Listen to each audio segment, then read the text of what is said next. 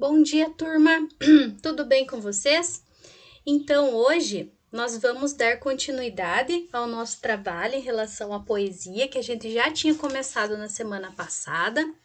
Então, na semana passada, a tia Dani falou para vocês da diferença entre poesia e poema, né? Que vocês já têm lá no caderninho de vocês. E hoje a gente vai ver um pouquinho sobre os elementos do poema. O que um poema precisa ter para ser considerado um poema?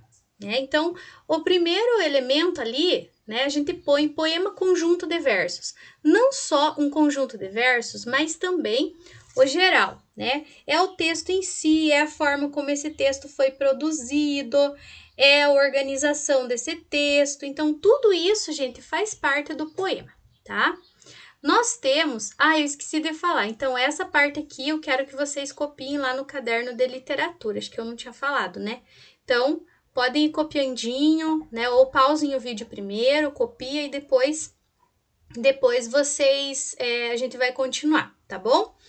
Então, gente, o que seria esse poema aí, O que a gente tem como características? A gente tem o verso, que é uma linha, a linha de uma composição poética. Então, por exemplo, aqui eu tenho o texto, Eu tenho uma linha, duas linhas, três linhas, quatro linhas.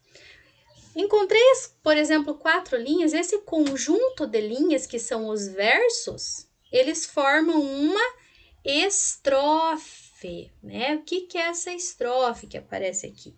É um grupo de versos, um conjunto de versos. Então, vejam, 1, 2, 3, 4 versos forma uma estrofe. E o verso é a linha, tá? Isso é importante. As estrofes, gente, elas sempre vão ser separadas por um espaço em branco. Então, se eu quero produzir um poema e esse poema tem que ter, por exemplo, duas estrofes. Uma eu quero fazer com 4 versos e a segunda eu quero fazer com 3 versos. Eu posso fazer isso? Posso, tá? Como eu quiser. O poema é meu, eu organizo ele da forma que eu achar melhor, tá? Então, este é a estrofe. Então, aqui nós temos um poema, digamos, com 1, 2, 3, 4, 5, 6, 7 versos, mas com duas estrofes. De acordo com o ritmo, o que seria esse ritmo que a gente fala dentro de um poema? É a sucessão de sílabas tônicas e sílabas átonas. O que é essa sucessão? É quando a gente vai declamar o poema, a gente precisa evidenciar os sons que são considerados mais fortes. E os sons que são considerados mais fracos, a gente fala com menos intensidade, tá? Eles são repetidos com intervalos regulares ou variados, E isso, gente, esse recurso que os poemas têm é que vão dar musicalidade, Então, por exemplo, se você pegar uma música, A música, ela tem a musicalidade, ela tem a melodia, E se eu for ler essa música e eu não dar a entonação necessária, a pessoa nem vai imaginar, que seja, de repente, uma escrita diferenciada literária, Então, a gente precisa tomar bastante cuidado quando a gente for fazer a leitura de um poema. Quando a gente fala em leitura, a gente fala também em declamação, A gente precisa saber declamar, falar com vontade, com emoção, com sentimento. Quando nós temos a rima, gente, A rima, ela é usada para quê? Para dar sonoridade. Então, ela vai trazer essa ideia de som pra gente, Que tipo de som?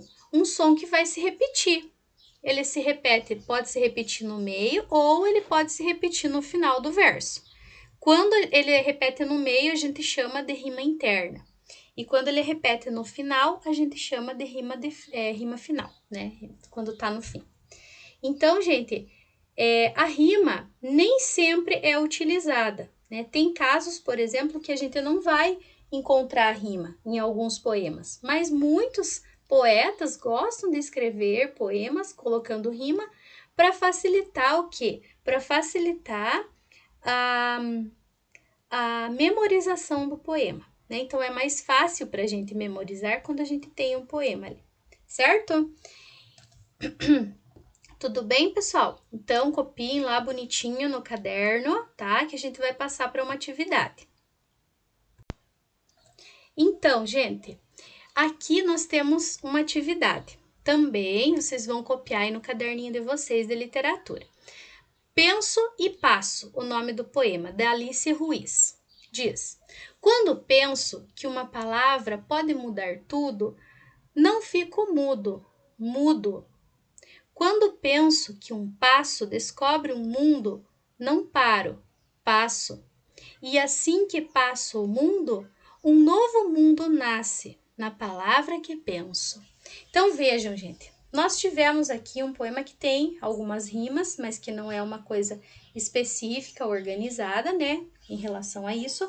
Mas, além disso, o que nós temos, gente? Nós temos um ritmo, nós temos uma musicalidade e nós temos um sentido diferente, né?